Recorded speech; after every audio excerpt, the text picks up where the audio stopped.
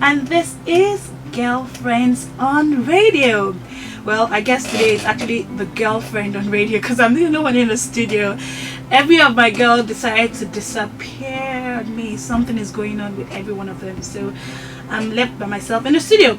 But then again, I'll be by myself, I'll be with you, so I guess it will be a very interesting time because we've never done a solo show before, so this should be quite interesting.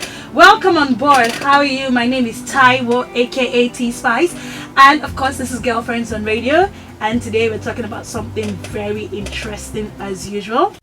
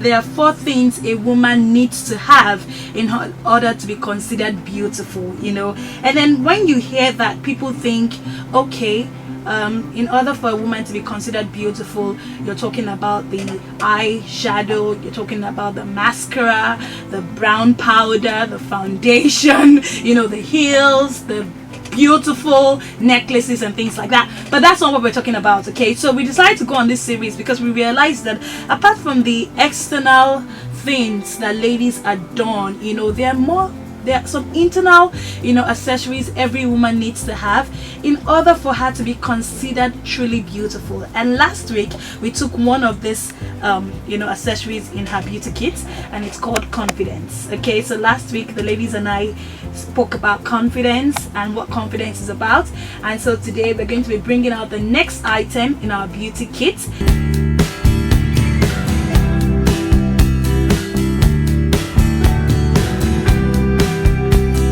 Today we're going to be talking about etiquette. So what exactly is etiquette? What exactly is etiquette?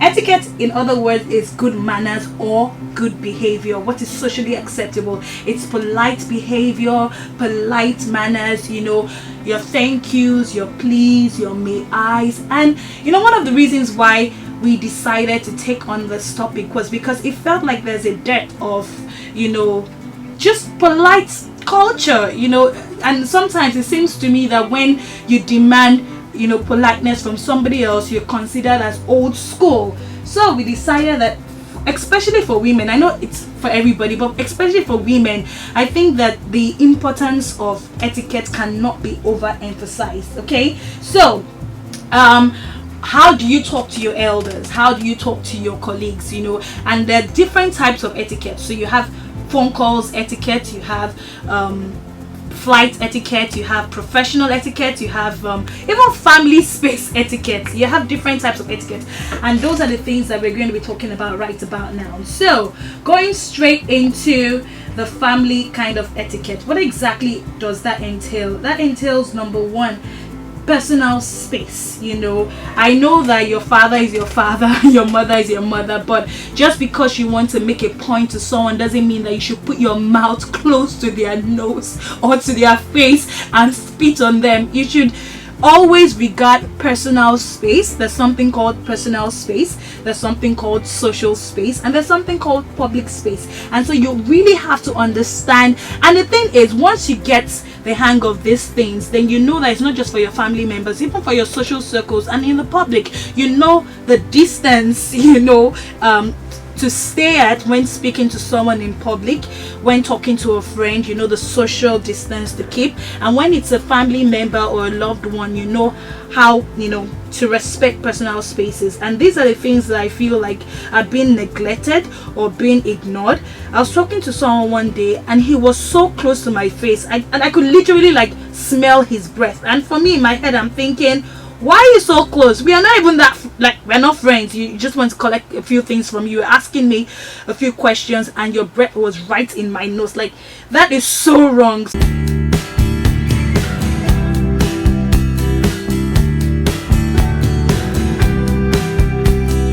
I know that back in the days people would say you need to send your ladies to finishing school so that they know all of these things, but right now I don't think I hear of anybody talking about finishing school. I was asking my younger sister the other day that does she know what finishing school is. She's about 22, and then she was looking at me like, what is finishing school, you know?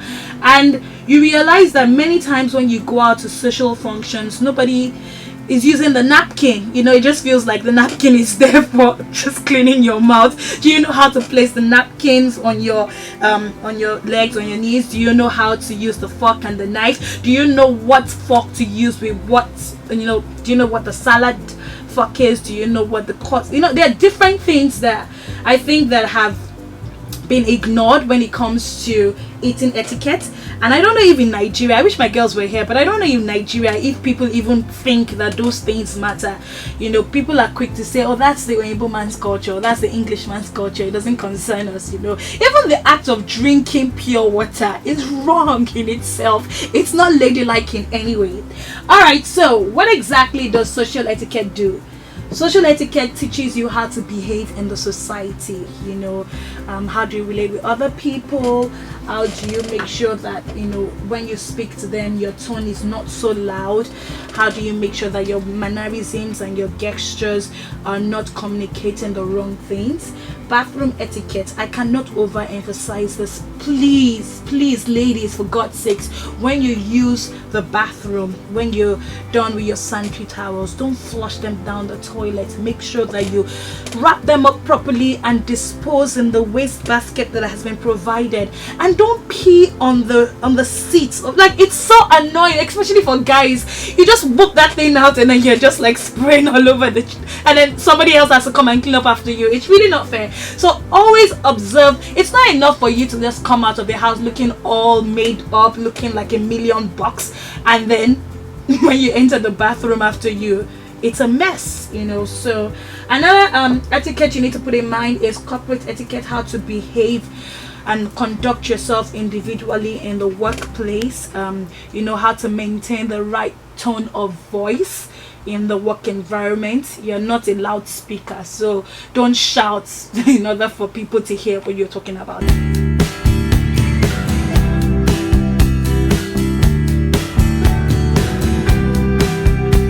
Now, eating etiquette. Oh my goodness, there's nothing as gross as a beautiful woman who is chewing so loudly, like it grates on my nerves. Like, why would you be chewing so loudly for everyone to hear? Like, when you're chewing, close your mouth and munch, because you need to remember that you're not the only one on the table. And in as much as the food might be the most delicious thing you've ever tasted, people really don't want to hear what you sound like when you're munching, you know. So I think that if you're conscious, you know, of how you eat, sometimes you probably, nobody has ever corrected you before, so you don't know, you know. But if you like just sit down and listen to yourself, or record it when you're eating and hear what you sound like, then you can start taking steps, you know, in order to eating properly. Because so many people outside, you're eating and then you can hear them munching. That is really wrong. I think when you're eating, take as much as your mouth can contain. You don't have to take a big bite. The food is not running anywhere. Take, you know, the little chunks that your mouth can contain. Close your mouth and chew properly without having to hear what you sound like when you're chewing, you know. So what are the effects, you know, of having etiquette? Why is it good for you to have etiquette? You know, in your professional life, it helps you to create a good impression, I said that before, amongst your colleagues. And then a proper eating etiquette shows people that you're polite. you know. And then at the same time, it shows that you respect people. You respect that, you know, not everybody wants to hear what you sound like I said before.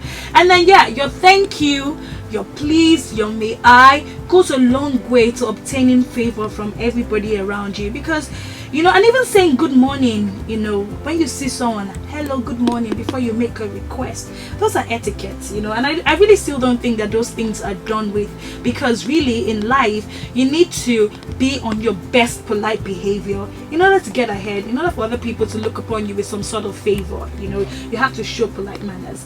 Now, the bad effect of not having etiquette is that you can ruin your company and your business relationships. I already said that before. And at the same time, you know, when you do things in an improper fashion, you know, people just look at you and say, you know what, you're from the village.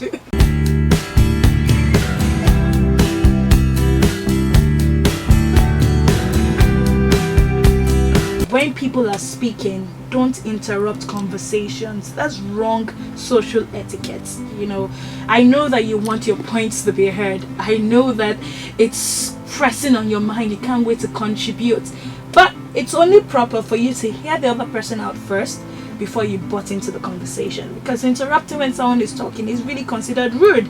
You know, and I'm sure you wouldn't like that when somebody, you know, does that to you as well. And really, I know that I said it's this is one of the internal accessories that a beautiful woman needs to have, but it's not just limited to women alone. Even men, girls, young boys and young girls need to understand, you know, the basic you know, rules of etiquette. Another one is make sure that when you are supposed to be somewhere, you get there on time. Punctuality is actually good etiquette. You know, I understand that sometimes the occasional traffic, you know, or running late can come, but in as much as it depends on you, try as much as possible to get to a gathering on time. That's considered as proper social etiquette. And when you're talking to someone, make sure that you maintain eye contact. You know, maintain eye contact. And what else? So whenever you make a mistake, own it. Apologize. Don't make excuses. Own whatever mistakes that you have made, and don't be afraid to say I'm sorry. In as much as it's beautiful to say thank you, it's always wonderful as well to own your mistakes and say I'm sorry. So I've got a few basic professional etiquette rules I would like to read out before I finally leave. Time is almost up. First things first, make sure you try to arrive on time to the office environment or your business meetings. Make sure you dress appropriately to suit your office environment, you know, because you're in a professional environment. Nobody wants to see your boobs from your shirt top. Nobody wants to see, you know, your cleavage, you know. So if you're going to be in a professional environment, make sure that you are dressed the way you'd like to be addressed. That if you must eat at your desk at the office, make sure that whatever food it is you're eating does not have strong odors.